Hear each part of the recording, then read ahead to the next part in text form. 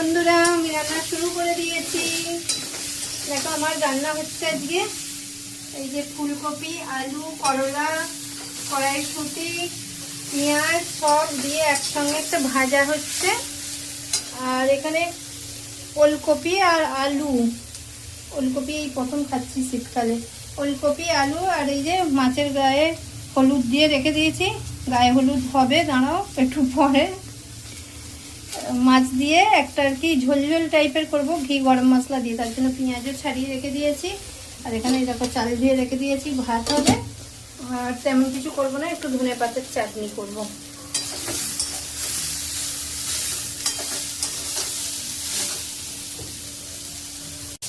এটা দাঁড়াও, ভাজা হয়ে গেলে তরকারিটা করব। আজকে তো আশা করছি তাড়াতাড়ি রান্না মিটে যাবে। এই আশা করছি এই 1:45 বাজে, আমি আশা করছি তাড়াতাড়ি রান্না মিটে যাবে। কারণ আমাদের একটু সানডেতে রান্না করতে লেটই হয় গো। সানডে তো অনেক কাজ থাকে না, এমনি বাড়তি কাজ অনেক থাকে, পরিষ্কার পরিষ্কার সেইসব করে রান্না বাসাতে আসতে অনেকটা লেট হয়ে যায়। আবার কর্তামশাই করেনি, একাতে সব করতে হয়েছে। অবশ্য মেয়ে হেল্প করেছে, সেই জন্য আরোই লেট হয়ে গেল। তোমরা কে কী করছো একটু জানাও। তবে আমি রান্না করতে থাকি, তারপরে আবার দেখাচ্ছি। এই যে করলা, আলু, ফুলকপি, কড়াইশুঁটি সব দিয়ে যেটা ভাজছিলাম, দেখো হয়ে গেছে ভাজা। এখানে এই যে মাছ ভাজাও হয়ে গেছে। আর তরকারিটা করব বলে দেখো মশলা কষাও হয়ে গেছে, সব কিছু দিয়ে মশলা কষাও হয়ে গেছে। এবার এইটা এই যে বয়েল করে রেখেছিলাম, এটা দিয়ে দিই, এর সঙ্গে একটু কষিয়ে নেব।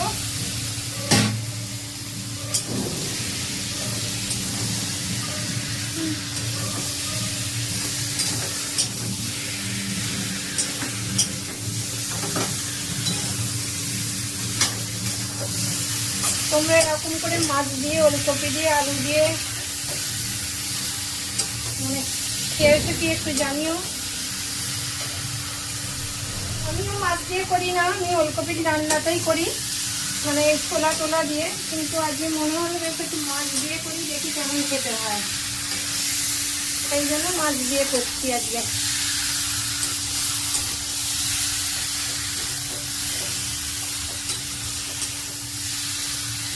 রান্নাটা তো খেতে ভালোই হয়, এটা দেখা যাক কেমন খেতে হয়। এটাও আশা করছি ভালোই হবে, সব কিছু মশলা দিয়ে আছে, ভালোই হবে।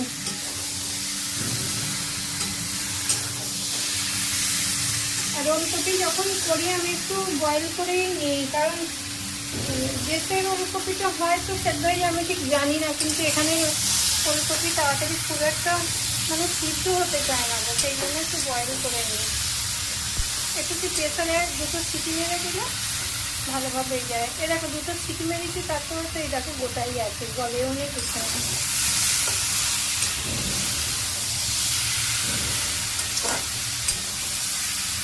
এটা হয়ে গেলে আর ভাত হবে, তারপর চাটনি হবে।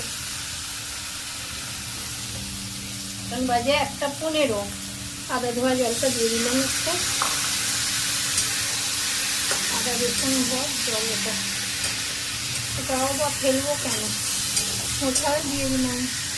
কিন্তু ওটা দিলে দেখবে বেশি টেস্ট হয়, কারণ আমার মাথাতে আমাদের করতে দেখেছি গো, বাটি ধোয়া জল দিয়ে দিতে, মশলার বাটি ধোয়া জল দিয়ে দিতে।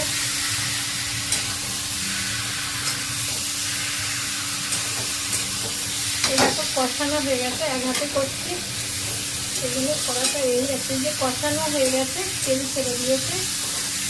এবার জল দিয়ে দেবো, পরে ফুটে গেলে মাছটা দেবো, আর ঘি গরম মশলা ধনে পাতা দেবো।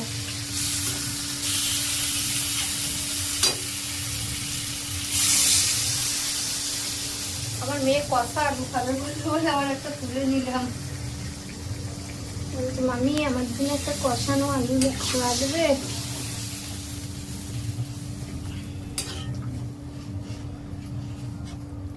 একটা চাপা দেবো না, কারণ বয়েল করা তো, আর চাপা দেবো না, ফুটুক। ফুটে গেলে মাছটা দিয়ে দেব। চলো ততক্ষণে তোমরাও রান্না করো, তারপর আবার পরে দেখাচ্ছি। দেখো ফুটে গেছে, এই যে একটু গরম মশলা দিয়ে দিলাম,